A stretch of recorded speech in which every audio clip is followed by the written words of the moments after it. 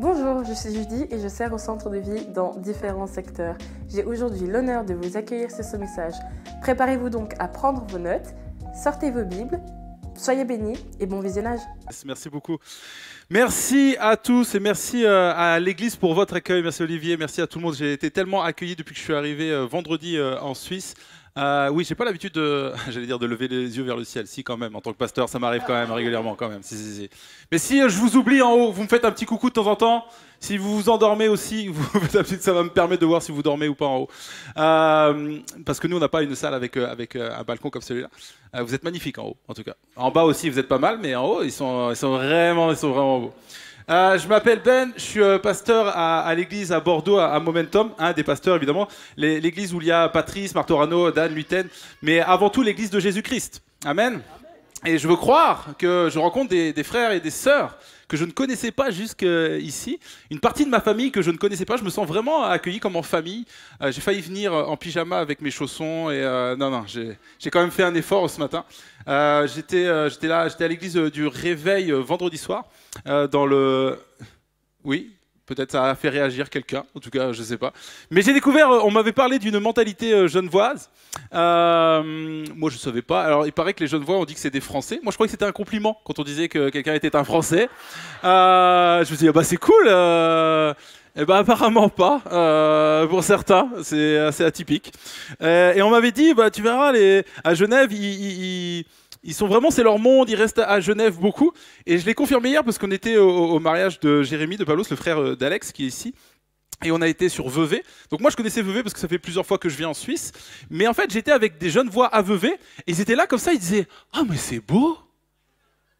Ben, je leur disais « C'est chez vous quand même !» Tu sais, on dirait quelqu'un qui t'accueille chez toi, dans ton appartement, il te fait visiter l'appart. Et puis il est là « Oh, mais cette pièce, je sais plus ce que c'est. » C'est chez toi quand même. C'est pas moi qui vais t'expliquer ce que c'est. Et c'est vrai, ils ont découvert Vevey, ils ont découvert la Suisse. Vous avez un pays magnifique quand même. Vous pouvez vous applaudir, c'est pas orgueilleux, vous pouvez vous applaudir. Vous avez vraiment un pays magnifique. Bordeaux, c'est pas mal aussi, mais vraiment, vous avez un pays magnifique. Depuis quelques temps, on a l'occasion avec l'église Momentum également de bouger pas mal parce qu'on a ouvert un campus sur Bruxelles, pour ceux qui ne le savaient pas, et on va ouvrir un campus là. D'ailleurs, ce week-end, c'est le premier week-end où il y a un Momentum Paris qui se lance, donc à Paris également, ce week-end où Patrice et Dan sont là-bas. Et c'est magnifique, moi ça me permet de rencontrer des gens, de vivre aussi quelques petites péripéties, parce qu'à Bruxelles, par exemple, ce qui m'est arrivé à la gare de Bruxelles, je me suis fait voler mes affaires. Mais genre je venais avec ce sac-là, non pas ce sac-là, du coup j'en ai acheté un autre depuis, parce que je me suis fait voler mon sac à dos. Et je voyageais léger pour ce week-end-là, donc j'avais des livres, j'avais des livres chrétiens amoureux. J'espère que le gars qui a volé ces livres va au moins se convertir ou trouver l'amour. Mais j'avais aussi toutes mes affaires, puis c'était l'été, donc j'étais en short claquette pour voyager, sauf que quand je dois prêcher le lendemain matin, c'était un petit peu compliqué quand même. Et c'est assez intéressant comme exercice, alors vous n'êtes pas obligé de le faire chez vous, de vous faire voler des affaires pour faire cet exercice, mais quand tu te fais voler quelque chose, que tu te fais voler un sac, en fait, comme ça, tout de suite, tu analyses ce qu'il y avait à l'intérieur. Tout de suite, tu te dis « Ah, mais qu'est-ce qui avait de la valeur dans mon sac ? C'était quoi ? Qu'est-ce que je vais devoir racheter ?» Il y avait des choses qui avaient plus ou moins de valeur. Et c'est là que tu t'aperçois que des fois, il y a des choses qui ont une valeur plus émotionnelle qu'autre chose. Parce que dans mon sac, il y avait des choses qui avaient de la valeur. Il y avait ma tablette, d'ailleurs, que j'ai dû en racheter une depuis, avec les messages qui étaient là pour le lendemain matin, évidemment. Donc, c'était assez costaud. Mais j'avais, dans ce sac-là, j'avais un magnifique petit jean. Ah, les amis. Vous me verriez avec ce jean ce matin, vous diriez vraiment, ce gars a un beau jean. Vraiment.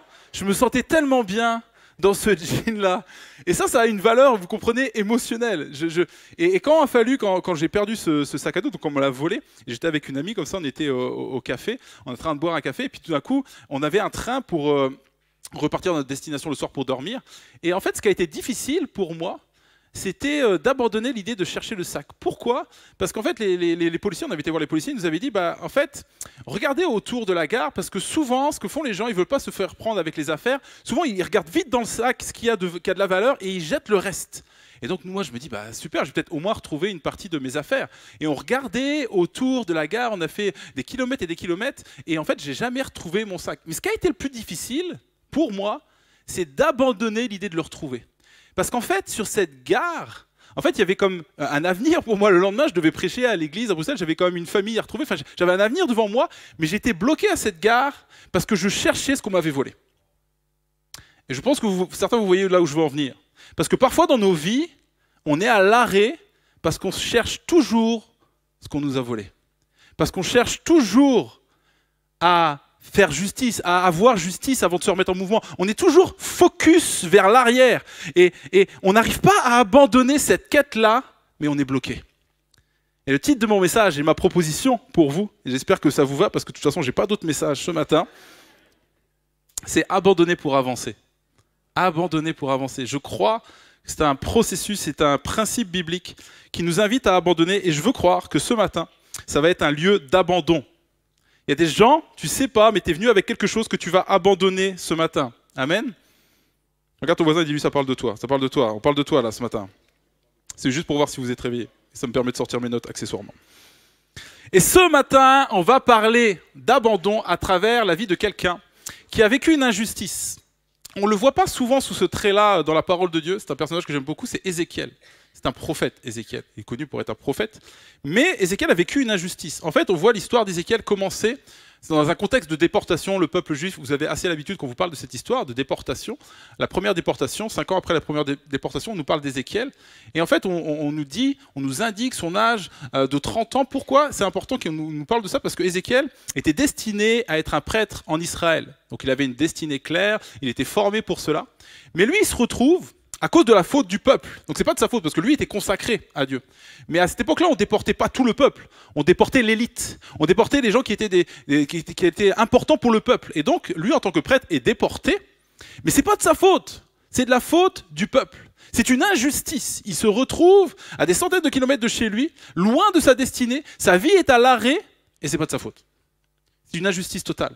Et certainement qu'il s'attend, en tant que prêtre, à recevoir un mot de Dieu pour le peuple, mais aussi par rapport à lui et par rapport à sa situation. Et c'est là que commence l'histoire d'Ézéchiel, et on va voir dès le début, Ézéchiel chapitre 1 et verset 1, voici la réponse de Dieu à Ézéchiel. Le 5e jour du 4e mois de la 30e année, je me trouvais, donc c'est Ézéchiel qui parle, parmi les déportés près du canal de Kébar. Le ciel s'ouvrit et Dieu m'envoya des visions. Accrochez-vous. Un peu plus loin, il est écrit. Je vis soudain un vent de tempête venant du nord qui poussait devant lui un énorme nuage sillonné d'éclairs. Ce nuage était entouré d'une clarté éblouissante. En son centre, il y avait l'éclat d'un métal au milieu du feu. En son milieu, je distinguais quelque chose qui ressemblait à 4 êtres vivants. Par leur aspect, ils ressemblaient à des hommes. En les observant, je vis à côté de chacun d'eux une roue qui touchait terre. Les roues offraient l'aspect scintillant d'une pierre précieuse. Elles étaient toutes semblables et paraissaient construites de telle manière qu'elles s'imbriquaient les unes dans les autres. Elles pouvaient se déplacer dans les 4 directions sans avoir à pivoter. Voilà.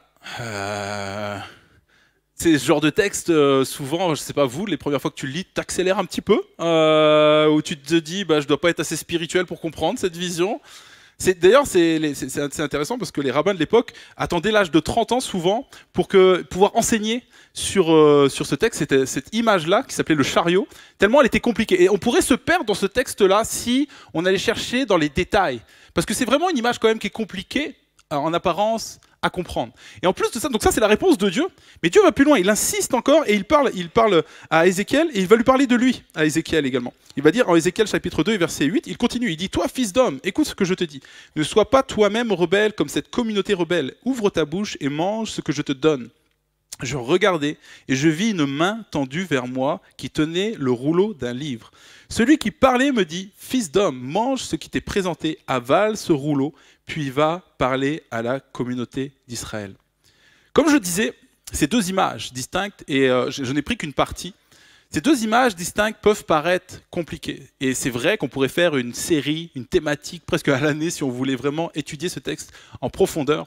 Mais il y a quelque chose qui vient, moi, qui m'est apparu, qui est comme une évidence. Si on prend un peu de hauteur, si on ne cherche pas trop à regarder dans tous les détails de ce que dit ce texte et cette vision qui lui est apparue à Ézéchiel, il y a quelque chose que l'on saisit tout de suite. Et c'est ma première proposition pour vous. C'est qu'avant de te parler de ta destinée, Dieu veut te parler de ton identité. En fait, avant de te parler de ton problème, parce que là, je suis sûr que dans ce lieu, certains, vous avez des problèmes. Vous êtes venu avec des problématiques. Vous êtes venu avec des blocages. Et en fait, la première chose qu'on demande à Dieu, c'est « Parle-moi de ce problème-là. Parle-moi de ça. Dis-moi ce qui ne va pas. Comment je vais débloquer ça ?» Et en fait, ce que Dieu fait souvent, il va d'abord nous parler de nous. Il va nous parler de lui et il va nous parler à nous. Mais il ne nous parle pas toujours de notre problème. Et c'est exactement ce qui est présenté à Ézéchiel. Vous savez, ce qui est présenté à Ézéchiel, c'est une vision de quelque chose de nouveau. En fait, Ézéchiel, il lui est proposé une vision nouvelle, un complément de ce qu'il connaissait de Dieu. Quelque chose que personne n'avait encore jamais entendu de la part de Dieu. En fait, on nous parle d'un chariot. Quand on parle de chariot, c'est parce qu'on voit les roues. Parce qu'en fait, si je caricature un peu, en tout cas, ou si je grossis un petit peu les traits de ce chariot qui arrive, on voit des chérubins. Et on sait qu'on parle du tabernacle quand on parle des chérubins. Et des ailes comme ça qui forment comme une espèce de chariot. Et on voit ces quatre vivants qui représentent littéralement la gloire de Dieu. Donc le trône de Dieu. Mais on nous parle de roues. Et là où avant, le trône de Dieu, le tabernacle, était immobile, Dieu voulait, et la bonne nouvelle, c'est que Dieu a toujours voulu habiter au milieu du peuple, au milieu de son peuple, au milieu de ses enfants. Et par un tabernacle qu'il fallait déplacer, qui a été comme immobile, là Dieu dit, je vais mettre des roues à ma présence, et maintenant ma présence va pouvoir être mobile, elle va pouvoir bouger. Et certains pourraient penser de se dire, bah oui, c'est logique. Puisque Jérusalem va être détruit, et puisque le peuple s'est corrompu, bah Dieu fuit en fait. Mais en fait, c'est pas ça que Dieu dit. Il dit non, moi je serai votre sanctuaire partout où vous irez. En fait, Dieu met des roues à sa présence pour suivre son peuple en déportation. Et c'est nouveau pour nous, parce que peut-être certains dans ce lieu, vous vous dites, moi je suis trop sale. Et certainement que Dieu met des roues à sa présence pour fuir dans l'un de moi. Non, Dieu met des roues à sa présence pour te poursuivre. Oh les amis, quelle révélation d'Ézéchiel. On peut applaudir cette révélation-là. Et c'est quelque chose de nouveau. Avant, la présence de Dieu était là, elle était plantée quelque part, elle l'a déplacée. Et maintenant, Dieu dit, maintenant je vais vous suivre partout. Et même si vous êtes sale, je vais vous poursuivre. Ah, c'est magnifique. Dieu se révèle à Ézéchiel, il ne lui parle pas du problème. Il lui donne une révélation nouvelle de qui il est. Et ce matin, peut-être que Dieu ne va pas te parler de ton problème, mais il peut te montrer une face de lui, une facette de lui que tu n'as jamais découvert. Et tu sais quoi, ça va quand même avoir une influence sur ton problème. Parce que ce que Dieu fait également, dans ce moment-là, dans le deuxième passage que je vous ai cité, il lui parle également de lui. Il lui dit, mange ce rouleau. Et en fait, ça nous parle de la mission d'Ézéchiel. Donc là, cette fois-ci, il lui révèle à Ézéchiel une partie de qui il est, de qui Dieu est, mais il va aussi montrer à Ézéchiel, il va lui parler de son identité. Parce qu'il va lui dire, littéralement, ce rouleau, tu vas jusqu'ici, et je comprends, tu étais formé pour être un prêtre, un pasteur, comme on dirait aujourd'hui, un gardien de troupeau, tu es l'enseignant. Mais là, maintenant, tu vas manger un rouleau. En fait, c'est pas parce qu'il y a eu une injustice que mon plan pour toi est arrêté. Au contraire, maintenant, tu vas manger ce rouleau et tu vas devenir un prophète. En fait, il lui dit, moi, j'ai toujours quelque chose pour toi. Malgré l'injustice que tu as vécue, malgré la difficulté que tu passes, mon plan ne s'arrête pas. J'ai encore quelque chose pour toi. En fait, Dieu parle à Ézéchiel de qui il est, et il parle à Ézéchiel de qui il est dans son identité. Et moi, je ne suis pas étonné parce que je vois vraiment ce Dieu-là faire ça avec nous également. Moi, je suis toujours surpris quand j'entends des gens me parler de Dieu et me dire, vous savez, comme un Dieu qui annonce toujours le futur. On limite trop Dieu à un Dieu qui annonce toujours le futur, comme un voyant. Je ne dis pas que Dieu n'annonce pas des choses pour notre futur, c'est une des choses qu'il fait. Mais en fait, la première chose que Dieu veut faire, c'est d'abord nous parler de nous et nous parler de lui. Et moi, je suis toujours surpris des gens qui disent, ouais Ben, Dieu il m'a dit ce que j'allais devenir, Dieu il m'a dit ce que j'allais faire, ce qui allait m'arriver, ce que j'allais manger ce midi. C'est genre, il y a toujours un Dieu qui... Je ne dis pas, moi je suis toujours... Alors, j'ai une théorie, moi je suis assez craintif des gens qui n'entendent jamais la voix de Dieu, parce que Dieu parle. Mais je suis aussi un peu surpris des gens qui parlent avec Dieu comme s'ils avaient une ligne directe avec le ciel. Je ne sais pas si toi, Olivier, tu as une ligne directe avec le ciel. Personnellement, je ne l'ai pas trouvé. Et en fait, c'est un équilibre dans ces choses-là. Mais en tout cas, une chose qui est équilibrée, c'est de comprendre et peut-être aussi d'écouter ce Dieu qui va nous parler de nous et pas toujours de notre futur. Parce qu'on vient des fois dans la prière en demandant toujours à Dieu de nous parler de notre futur. Mais demandons à Dieu de nous révéler qui il est. Et vous savez quoi? Ça va quand même avoir une influence sur votre futur. Parce que vous savez quoi? Plus vous savez, plus vous découvrez qui Dieu est, plus vous en apprenez sur qui vous êtes, plus vous savez ce que vous êtes appelé à accomplir. Donc ça a quand même un rapport avec votre avenir. Parce que si Dieu me révèle que je suis l'homme le plus rapide du monde, il n'a pas besoin de me dire que je dois faire du 100 mètres. Vous voyez, plus Dieu me parle de mes caractéristiques, plus je comprends ma destinée. Plus je lis la parole de Dieu, plus je comprends ce que je suis appelé à accomplir dans les situations de ma vie. Dieu ne nous parle pas toujours de notre problème, il nous parle de lui. Et ce matin, peut-être que Dieu va faire par rapport à ta situation, par rapport à ce qui a été douloureux dans le passé. Et toi, tu as envie que Dieu te débloque comme ça de manière surnaturelle. Mais Dieu va peut-être se révéler à toi. Où il va te parler de toi, de ton identité. Et comment Dieu révèle, comment Dieu parle, je crois qu'il y a une des circonstances les plus favorables pour que Dieu nous parle, nous façonne et nous révèle des choses. Et j'espère que ce matin, il y aura des révélations. Vous savez quoi? Les difficultés de nos vies sont le lieu privilégié pour la révélation. Il y a moins de amen, mais bon, c'est pas grave, je vais continuer quand même. J'ai découvert cela quand j'étais dans les Pyrénées. Alors c'est des montagnes moins majestueuses que les vôtres en France, et on aime aller régulièrement randonner avec ma famille. Et moi j'aime bien quand là on allait dans les Pyrénées, on allait manger près d'une petite rivière, c'était bucolique, il y avait des marmottes avec mes enfants, on était là comme ça, on regardait, on mangeait, c'était juste magnifique. Ma petite fille, comme ça, elle allait cueillir des fleurs, elle l'amenait à sa maman, je sais pas pourquoi son papa il n'a pas le droit, mais c'est pas grave. Non mais vous voyez, c'est la scène qu'on aime voir, ok? Et moi j'aime bien quand je fais de la rando, j'aime bien ne pas prendre, je sais pas s'il y a des gens, vous êtes comme moi, j'aime pas prendre les sentiers que tout le monde prend. Ouais, je suis à un côté un peu aventurier. Et quand il a fallu redescendre, il y avait les sentiers habituels. Et moi, j'ai voulu faire un peu d'aventure. J'ai voulu passer par la rivière. Vous savez, mais sur les cailloux, sur la rivière, comme ça.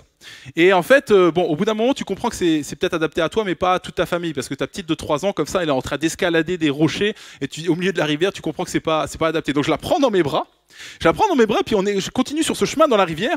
Et là, on marche sur la rivière, et là, est arrivée un peu une catastrophe, ou en tout cas, elle était sur le point d'arriver une catastrophe, parce que je me prends les pieds vraiment dans le rocher, comme ça, et je vais pour tomber, et je vois la scène, qui va être catastrophique, parce que si je tombe dans la rivière avec ma petite, on va être emporté dans le courant, et ça va être assez dramatique. Sauf que là, je ne sais pas ce qui s'est passé, j'ai eu comme, vous savez, comme dans une scène au ralenti, comme ça, j'ai eu comme un réflexe. Je suis tombé comme ça, j'ai mis ma petite dans les bras, et puis dans un réflexe comme ça, j'ai réussi à la mettre sur le rocher. Je me suis mis en boule pour me protéger, comme ça, wow, reste là, tu sais, genre, boum. Et là, j'ai appuyé sur mes bras, pouf, et je suis ressorti de l'eau, comme ça. Ou plutôt comme ça. Et là, j'ai croisé les yeux de mon fils, les amis. Il a fait « Waouh, papa, t'es un Avenger. T'es un Avenger. » Non, il m'a dit « On est des Avengers. » Parce que lui, il se croit pour un Avenger. Il a découvert que son père l'était aussi. C'est genre... Il me dit « C'est un Avenger. » Parce que c'est lui qui décrit cette scène. Moi, celle que je décris là, c'est la scène. Il dit « T'as fait 3 mouvements en un mouvement. C'était dingue. » Et là, j'étais en sang, en vrai, parce que je m'étais vraiment fait mal, j'avais le genou en sang. Et là, bon, du coup, pour redescendre, je décide de prendre le petit sentier, quand même, que tout le monde emprunte au final. Toi, ok, je me résous à prendre... Puis je boite un peu comme ça, j'ai mal. Et puis je me dis, j'ai mal, mais ça valait le coup quand même, en fait. Parce que pour gagner l'admiration de mon fils, ça valait peut-être quand même cette aventure, tu vois, ça faisait cette roulade. Et je me suis dit, c'est assez marrant parce que pour voir les yeux de mon fils briller, en fait, il a fallu que quelque chose comme ça arrive. Et je pense que parfois, je vous le dis, mais parfois on aimerait que les gens nous regardent avec admiration, qu'ils aient les yeux qui brillent en nous regardant. Mais on ne veut pas l'épreuve qui va aller avec, on ne veut pas les difficultés qui vont aller avec, malheureusement. On voudrait tous avoir des gens qui nous regardent avec admiration, en disant waouh. Mais au-delà de ça, c'est pas juste orgueilleux, c'est de dire waouh, Dieu fait quelque chose à travers cet homme. C'est genre, mais on comprend pas. Et c'est mon deuxième point, malheureusement, ce matin, qui pique un peu, mais qui est pourtant, je crois, le chemin pour nous. C'est que la destinée, elle passe par la vallée. Le sommet, il passe par la vallée. Et que pour vivre la situation d'après, parfois, il faut passer par ce creux. Il faut passer par cette vallée. Et ce creux, cette vallée, c'est affronter ce qui t'a fait mal. Ce creux, cette vallée, c'est douloureux, c'est se confronter à cette injustice. C'est parfois, c'est pas vouloir passer toujours par-dessus. C'est parfois oser pleurer. Tu n'as peut-être pas pleuré pour ce qui t'est arrivé. En fait, c'est ce qu'on appelle d'ailleurs régulièrement, on parle d'un processus de deuil par exemple, et un deuil, c'est pas toujours la perte de quelqu'un, ça peut être la perte de quelqu'un, mais parfois c'est juste un changement de situation. Un changement de situation engendre un deuil parce qu'en fait, c'est faire le deuil de cette situation-là. En fait, il y avait une situation qui était comme équilibrée, qui était saine, qui était belle, et tout d'un coup, il y a eu un événement, il y a eu un drame. Et puis il est familial, ou alors il est financier, ou alors c'est une dispute, c'est quelque chose qui vient et qui a totalement cassé cette situation-là. Et la tendance naturelle, c'est de dire, ok, je vais vite rebondir et je vais aller à la situation d'après. Sauf que que ça, on se retrouve avec des gens qui traînent des boulets parce qu'ils ne sont pas descendus dans la vallée. Ils ne sont pas descendus, ils ne sont pas confrontés à leurs larmes, ils ne sont pas confrontés à ce deuil, à cette perte. Ils n'ont pas pleuré les larmes qu'ils devaient pleurer. Et la réalité, c'est que si Dieu a inventé les larmes, c'est qu'elles ont une utilité. Parce que Dieu dit, heureux ceux qui pleurent. Parce que ceux qui pleurent seront consolés. Tu n'as peut-être pas vécu la consolation parce que tu n'as pas pleuré, parce que tu t'es pas confronté, parce que tu n'as pas osé demander de l'aide, parce que tu n'as pas osé affronter ce qui t'a fait mal. Je veux croire que ce matin, il va y avoir de la restauration et des décisions aussi, de peut-être prendre des rendez-vous pour confronter ce qui doit être confronté, pour pouvoir aller de l'avant. Il y a des gens, vous allez abandonner des choses du passé, mais vous allez aussi prendre des décisions. D'abandonner, des fois, abandonner, c'est un processus où on doit rencontrer des gens et on doit demander pardon, ou alors on doit affronter ce qui nous a été fait et on doit le voir avec quelqu'un. Ça passe par la vallée. En fait, Ézéchiel, ce qui lui est proposé, c'est de descendre dans la vallée. D'ailleurs, c'est la suite du passage, Ézéchiel chapitre 3 et verset 22. La main de l'Éternel fut encore sur moi dans ce lieu. Et il me dit, lève-toi, sors vers la vallée, et là je te parlerai. Je me levai donc, et je sortis vers la vallée, et voici que la gloire de l'Éternel se tenait là, identique à la gloire que j'avais contemplée près du canal de Kébar. Dieu, après avoir parlé à Ézéchiel, en fait, il va envoyer Ézéchiel dans la vallée. Et la vallée, on sait dans la Bible, c'est synonyme de ce lieu aride, de ce lieu où on est isolé. C'est le moment où on se sent tout seul. C'est le moment où c'est les moments difficiles de nos vies, où on se sent un peu isolé. La bonne nouvelle déjà dans ce texte, c'est que Dieu se trouve dans la vallée. Tu n'es pas seul dans la vallée. Mais vous savez, Ézéchiel doit se confronter à quelque chose, lui aussi. En fait, Ézéchiel, dans la vallée, doit se confronter à son changement de statut social. Parce que Ézéchiel était destiné à être un prêtre, un pasteur. Et vous savez quoi? Les prêtres étaient plutôt aimés du peuple. Parce qu'ils prenaient soin d'eux. C'était ceux qui officiaient, puis donc ils étaient plutôt aimés du peuple. Mais les prophètes étaient beaucoup moins aimés du peuple. Et en fait, quand Ézéchiel reçoit cette identité-là, il doit se confronter à ce changement de situation. Il sait qu'il va avoir en face de lui des regards critiques, des regards qui lui font mal. Donc il doit être dans cette vallée, quand il est amené dans cette vallée, là, ce face-à-face avec Dieu qui lui annonce également ce qu'il va devenir, il est confronté également. Il doit faire face, et il doit accepter de faire face à ce changement de statut. Et je veux croire qu'on doit faire face à ce changement de statut. Parce que sinon, on est bloqué. Et en fait, Ézéchiel, il avait aussi sa part dans le fait d'avancer vers sa destinée et de se remettre en mouvement et de l'avant. Dans ce livre-là, quand on parle de chrétien et amoureux, pourquoi ce titre-là? Ça parle également d'abandon. Parce que moi, déjà, j'ai été abandonné en amour. J'ai été trompé par ma copine de l'époque quand je n'étais pas chrétien. Et vous êtes certainement triste à cette époque-là, enfin je l'espère pour moi quand même, un minimum. Mais c'est une belle histoire parce que c'est quand même l'histoire la plus douloureuse de ma vie, mais c'est celle qui m'a fait plier le genou pour donner ma vie au Seigneur. Et suite à une dépression, à une rupture sentimentale, je suis tombé en dépression. Et moi qui pensais avoir tout, ma vie était alignée sur les plaisirs, était alignée sur le fait de vraiment profiter sur cette terre, de cette vie sur cette terre, jusqu'à 77 ans. J'avais prévu quand même de donner ma vie au Seigneur à 77 ans, juste avant de mourir. Parce que vivre pour l'éternité, ça m'intéressait. Mais ce Dieu qui pouvait faire quelque chose pour moi ici-bas, moi je croyais plutôt en un Dieu anti-liberté. J'avais tout faux les amis, ma vie a commencé à 27 ans, je vous le dis. Moi, quand j'ai plié le genou, ma vie a commencé à 27 ans, vraiment. Et souvent depuis, dans toutes les églises dans lesquelles je passe, je prêche et je raconte à minima cette petite histoire pour dire à quelqu'un, ta vie peut commencer ce matin. Parce que moi, si c'était à refaire, je n'abandonnerai pas ce Dieu que j'ai commencé à rencontrer à 7 ans, et 20 ans sans Dieu, je crois vraiment que j'ai perdu du temps. Et ce matin, je cherche Ben Giro. Oui, c'est un peu bizarre comme phrase. Je cherche quelqu'un qui est comme moi, qui croit que Dieu n'est utile que pour l'après-vie. Moi, je dis, Dieu va vraiment changer ta vie ici-bas. Il ne promet pas une vie de paillettes, de gloire, mais il promet une vie de libération. Et une vie dans laquelle, quand tu marches avec lui, même si tu passes par des vallées, il sera là dans la vallée avec toi. Alors, c'est cette vie qui t'est proposée. Un Dieu en qui j'ai trouvé ma véritable liberté. Pardon, je vais y arriver. Et dans ce livre-là, je parle également de cette libération-là. Donc c'est mon témoignage également qui est à l'intérieur. C'est pas que l'histoire de fréquentation, c'est aussi mon témoignage qui est là en fil rouge dans tout ce livre-là. Et je parle de ce moment où j'ai rencontré Pauline, et puis c'était assez magnifique. Bon, je vous le tease quand même pas mal là, mais vous lirez ça. Mais en fait, pourquoi je vous parle de ce livre-là maintenant?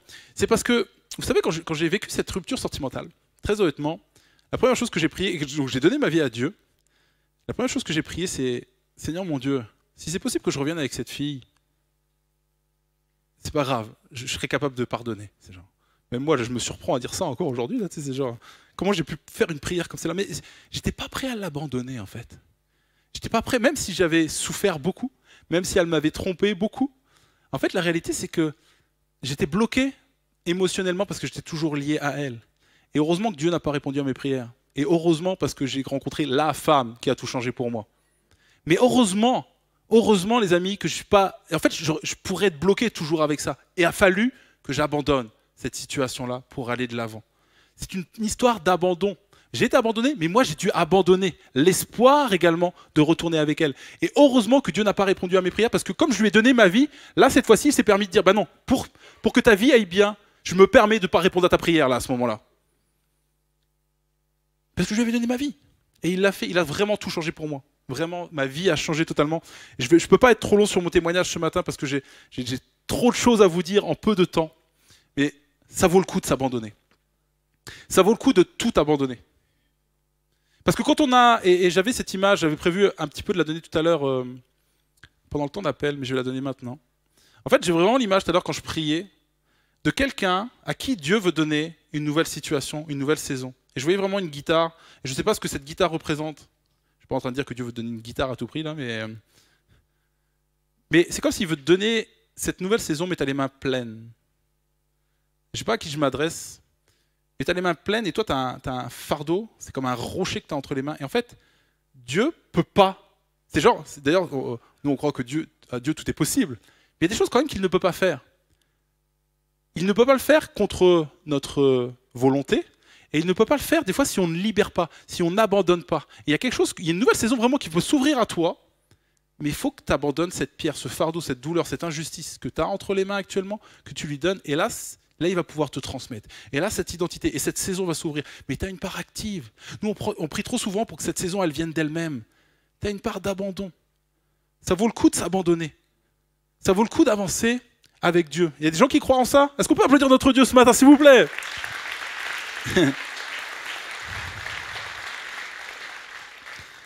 Donc Ézéchiel, il l'a fait. Hein. Il s'est confronté à ses peurs, à ses doutes de changement de statut, doit être prophète, maintenant c'est quelque chose de nouveau. Mais il y a quelque chose qui ne m'a pas plu quand même dans cette histoire, c'est qu'il se confronte à ça, donc c'est douloureux, et donc il va dans la vallée, il a reçu déjà la révélation, et là, la Bible nous dit, il a reçu une révélation identique à celle d'avant. J'ai dit, bah non, il a fait un effort, au moins il pourrait avoir une nouvelle révélation. Il pourrait avoir, tu sais, genre je l'imagine dans la vallée comme ça, il s'est confronté à ses peurs, à ses insécurités, il a fait sa part, il s'est abandonné totalement. Et là je me dis, il commence à voir un petit peu la vision qui apparaît, il voit les nuages, il voit la gloire qui apparaît, il se dit, ah je vais encore recevoir quelque chose de nouveau. Et là, bah non, je l'ai déjà vu ça. Non, saison suivante, c'est genre l'image identique. Moi j'aime pas quand c'est identique, je sais pas vous là. Moi quand j'ai regardé un film une fois, ça va quoi. Ma femme, elle aime bien regarder plusieurs fois les mêmes films. Moi, je supporte pas. C'est genre, j'ai déjà vu, c'est déjà fait. Et en fait, il se confronte à la même image. Alors, elle est glorieuse. Mais des fois, avec Dieu, on est même lassé de ce qui est glorieux. C'est genre, on le voit, on le revoit. Oh, j'ai déjà vu. Oui, mais c'est glorieux quand même. Oui, j'ai déjà vu. C'est louche quand même. Voilà, réjouissons-nous des choses simples. Ça, c'est un autre message encore. Mais, en fait, là où je veux en venir ce matin, et c'est mon troisième et dernier point pour vous et proposition, c'est que, en fait, vous êtes en quête ce matin pour certains je crois, d'une vie qui avance. Vous avez envie de rentrer dans une nouvelle saison. Vous voulez peut-être abandonner des choses de votre passé. Vous voulez rentrer dans une nouvelle saison. Mais vous savez quoi? La clé pour rentrer dans cette avancée, c'est pas toujours synonyme de nouveauté. Nous, on croit, et peut-être c'est votre déception ce matin, vous croyez que je vais vous apporter les 5 clés pour que ta vie avance. C'est des trucs que tu n'as jamais entendus. Ça, c'est un truc de prédicateur. Ça, on veut toujours trouver des trucs que personne n'a jamais dit. Sauf que vous avez des milliers d'années que les gens prêchent, et je pense que tout c'est déjà un peu dit quand même, on le transforme un peu la forme. Et surtout, la parole de Dieu, elle a parlé. Et tout est déjà écrit, en fait. Nous, on transforme la forme. C'est tout ce qu'on fait. Donc, la mauvaise nouvelle pour vous ce matin, c'est que je n'ai pas une nouvelle clé. Par contre, j'ai une clé qui marche. Et la clé qui marche, c'est l'abandon. Et la clé qui marche, et c'est ce que nous dit Dieu pour son peuple, c'est la consécration. Ah, c'est pas cool, Ben. Ouais, mais c'est là où on va. Et c'est la clé qui marche. La consécration. En fait, ce que Dieu va dire, je ne vais pas le lire, mais Dieu va dire pourquoi ils sont déportés. Il va dire, en fait, vous m'avez abandonné. Et c'était clairement dit ce qui allait se passer si vous m'abandonnez, en fait. C'était clairement dit. En fait, le texte, il était clair. En fait, les circonstances, en tout cas, le contrat, il était clair. Je vous demande juste je veux être votre Dieu. Je ne veux pas que vous m'abandonniez. Je ne veux pas que vous alliez dans l'ammoralité. Et en fait, le peuple l'a totalement abandonné. Et donc, finalement, ce qui était annoncé est arrivé. Mais la bonne nouvelle également, c'est que Dieu annonce aussi ce qui va permettre aux dieux de se remettre en mouvement. Il a dit, mais si vous revenez à moi, si vous vous redonnez, si vous vous consacrez à nouveau, alors je serai votre Dieu, je me remettrai au milieu de vous, et je serai votre Père. Et en fait, Dieu annonce également ce qui va les remettre en mouvement. Et cette clé, il n'y a pas d'autre mot, c'est la consécration. C'est le retour à Dieu, c'est l'abandon total à Dieu. Et ce matin, je ne t'annonce pas quelque chose de nouveau, mais quelque chose qui peut peut-être remettre ta vie en mouvement. C'est de te réabandonner à Dieu totalement. Te réabandonner. Peut-être pour la première fois, il y a certaines personnes peut-être nouvelles dans ce lieu. C'est peut-être la première fois que tu vas t'abandonner à Dieu. Parce que tu as compris, et moi ça a été mon histoire, que pendant 20 ans, j'ai perdu du temps. Et que c'est quand je me suis abandonné que ma vie a commencé. En fait, c'est une perte, mais c'est un gain. Et on a bien plus à gagner qu'à perdre. Et ce matin, tu dis, ok, je vais saisir ça ce matin. Et je vais m'abandonner. Mais il y a des personnes aussi dans ce lieu. Vous devez vous réabandonner. En fait, vous n'allez pas devenir chrétien à nouveau. Mais par contre, votre vie va se remettre en mouvement.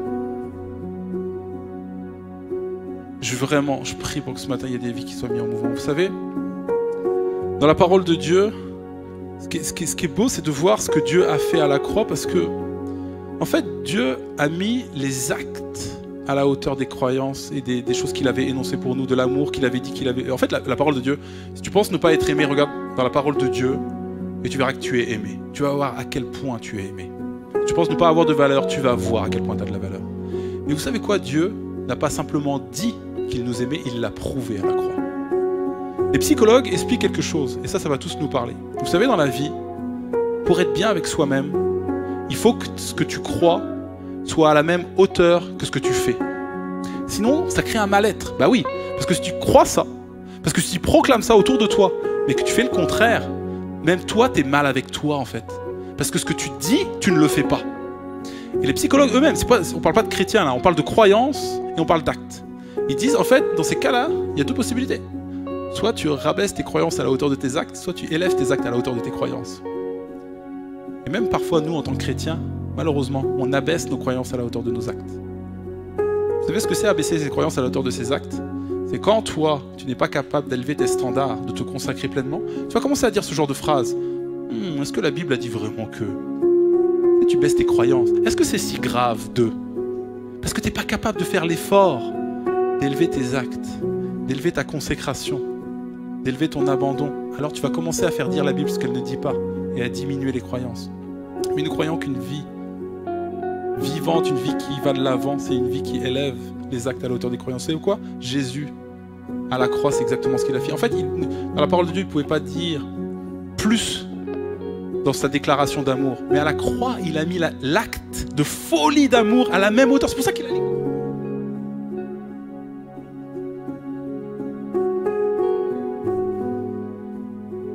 Ce matin, il y a un appel à ramener les actes à la hauteur des croyances, parce que tu le sais, et je sais que je parle à certaines personnes dans ce lieu, il y a des choses que tu fais pour plaire aux gens, autour de toi, des choses dont tu n'es pas fier. Il y a des choses que tu baisses les actes à la hauteur de parce que tes croyances sont là, alors tu baisses pardon les croyances à la hauteur de tes actes. Et les amis, ce qui a du prix, ça se paye. Dieu a payé le prix le plus élevé pour nous montrer qu'on avait de la valeur. Quand tu vas dans un magasin, juste un petit exercice, amener un enfant dans un magasin et vous allez vite voir que vous êtes confronté à ça. Moi, je l'ai amené une fois mon fils dans le rayon des jouets, je lui ai dit, si t'es sage, tu pourras prendre tout ce que tu veux dans le magasin. Une phrase à bannir, évidemment. Parce que quand tu arrives dans le rayon des jouets, lui, il a les yeux sur la boîte de Playmobil à 250 francs. Et toi, tu as les yeux braqués sur la petite voiture à 2,50 €. C'est genre... t'as pas le même objectif que ton fils, très clairement. Ton fils, lui, il voit cette boîte, il dit c'est ça qui va changer ma vie. Et toi, tu es là, mais non, regarde cette petite voiture, ça va compléter ta collection. Et là, commence à avoir une argumentation. Et tu essaies de convaincre ton fils que ce qu'il a besoin, c'est vraiment cette petite voiture. Et alors, comme il veut pas, tu lui dis, bah écoute, je devrais pas te le dire, mais tu sais pas dans les conditions dans lesquelles sont créées cette grosse boîte de Playmobil. C'est dans des pays sous-développés. Je fais pas ça, je rigole. Mais la réalité, pourquoi on fait ce genre de choses? Pourquoi on argumente? C'est parce qu'on n'est pas prêt à payer le prix. Parce que la réalité, c'est que ce qui a de la valeur, ça se paye. Je crois que ta vie a de la valeur et Dieu a payé le prix. Mais ton avenir a aussi de la valeur. Il va falloir que tu t'abandonnes. Il y a quelque chose que ça va te coûter. Mais tu sais quoi? Dieu va te donner beaucoup plus que ce que tu vas abandonner. Ça va peut-être être ta vie, ça va peut-être être une situation, ça va peut-être être une personne. Et maintenant, c'est au Saint-Esprit de parler à chacun de vos cœurs. Parce que j'ai dit beaucoup de choses dans ce message, et il y a une partie qui est pour toi individuellement. On se lève chacun à notre place et on prie. Juste pendant un petit temps, j'aimerais, alors que la musique va juste continuer de jouer doucement, j'aimerais qu'on ferme les yeux et qu'on médite, qu'on réfléchisse à ce message. Juste, ça va durer 30 secondes. Mais je crois que Dieu est capable de te dire, dans tout ce message, qu'est-ce que ça veut dire à toi, dans ta situation? Quelle partie de ce message te concerne toi? Est-ce que c'est la consécration? Est-ce que c'est l'injustice? Est-ce que c'est l'avenir? Est-ce que c'est cette image de cette personne avec un fardeau dans les mains, avec une souffrance dans les mains, qui n'arrive pas à abandonner la perte de quelqu'un également, parfois qu'on garde? Et j'ai fort sur le cœur que quelqu'un ne veut pas abandonner la souffrance et la peine qui est liée à la perte de quelqu'un. Parce que tu as l'impression que si tu abandonnes la souffrance, tu vas oublier ce père, tu vas oublier cet être qui est parti. Et tu dis, je ne peux pas donner, je ne veux pas oublier. Et cette souffrance me rappelle à lui. Mais Dieu dit, donne-le-moi. Et je ne vais pas effacer l'image de ton père, de cette personne qui est partie. Moi, je veux que tu t'en souviennes et qu'il n'y ait plus de souffrance qui soit liée à ça. Oh.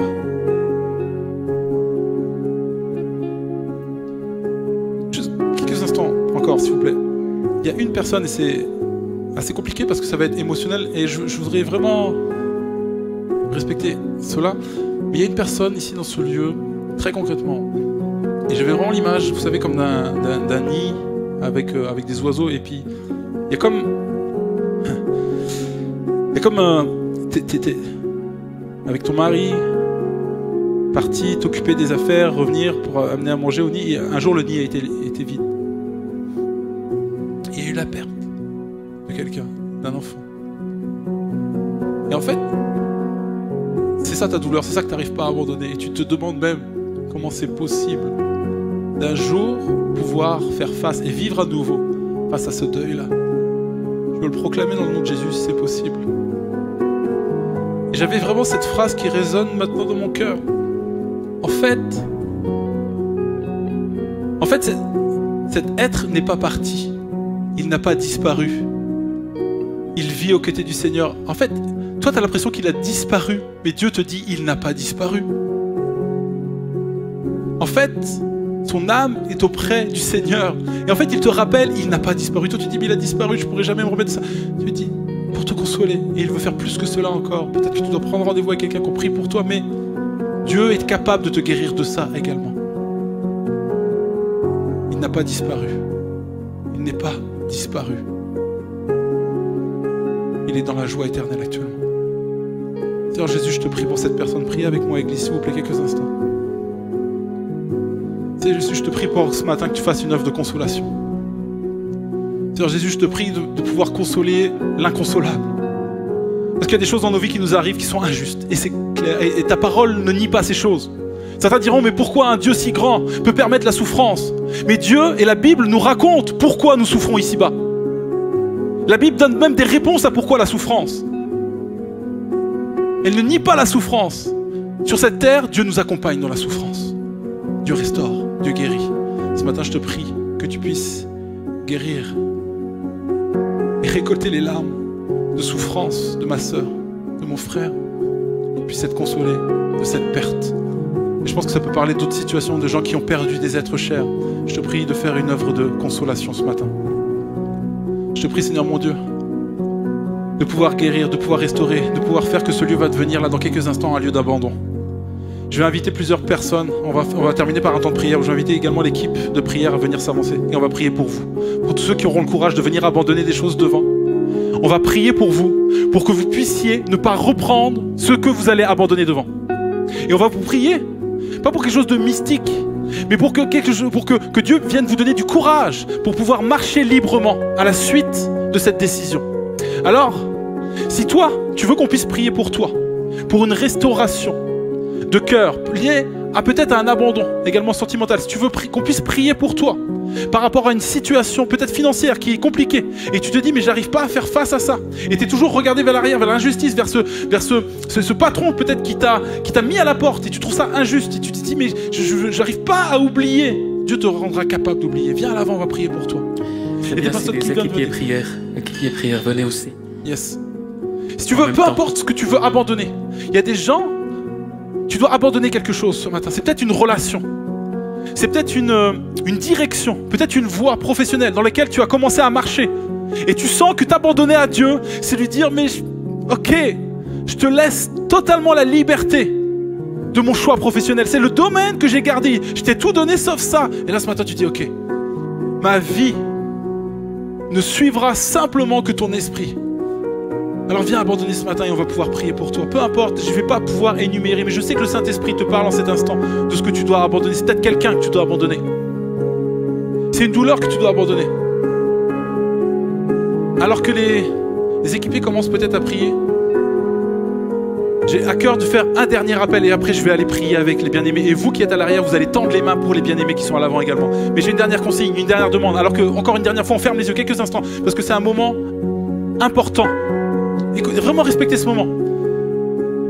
Il y a quelqu'un qui, dans ce lieu, l'abandon, c'est de donner sa vie à Christ. Et je parle vraiment de cette catégorie de personnes qui n'ont pas encore donné leur vie à Christ totalement. Qui n'ont pas fait cet acte de suivre volontairement Jésus. Et ce matin, tu comprends et tu sais qu'il est mort pour toi, pour couvrir tes péchés. Mais ce matin, la décision la plus importante, et Dieu ne s'attend rien de toi d'autre ce matin, que tu t'abandonnes totalement à lui. Alors pour respecter ce moment, et que personne ne se sente gêné, fermez les yeux quelques instants et je vais inviter cette personne. Si tu veux donner ta vie à Christ ce matin, je t'invite à lever ta main à ta place, juste pour que je puisse prier pour toi. Oui, oui, tu peux rebaisser la main instantanément. Dieu t'a vu, c'est le plus important. Oui. Oui, encore quelques instants, juste pour qu'on puisse prier pour les bien-aimés. Et vous qui êtes à côté, vous pouvez prier également, commencer à intercéder pour ceux qui sont à l'avant. Il y a des libertés qui sont acquises. Seigneur Jésus, je te prie, pour toutes ces personnes qui viennent de te donner leur vie, Seigneur Jésus, je te prie, Seigneur mon Dieu, de pouvoir venir sceller dans leur cœur cette décision. Qu'ils puissent comprendre qu'aujourd'hui, ils sont de nouvelles créatures, qu'ils ont pris la décision la plus importante de leur vie, que leur vie vient véritablement de commencer par l'Esprit. Seigneur Jésus, tu vas les accompagner. Oh, ils ne vont pas être parfaits du jour au lendemain, ils ne vont pas réussir à tout abandonner correctement, Seigneur mon Dieu, mais par contre, tu vas leur manifester un amour comme ils ne l'ont peut-être jamais encore reçu jusqu'ici. Tu les remplis actuellement de ton amour, Seigneur mon Dieu. Tu viens sceller ces mots, tu viens sceller ces moments par une visitation de ton esprit, qu'ils comprennent simplement qu'ils sont aimés et que tu les accueilles, peu importe ce qu'ils ont fait, peu importe ce qu'ils ont dit, peu importe les injustices qu'on leur a fait, peu importe les injustices qu'ils ont procurées à d'autres, parce que parfois on est aussi l'agresseur, mais tu es pardonné ce matin si tu donnes ta vie à Christ et que tu reçois son salut.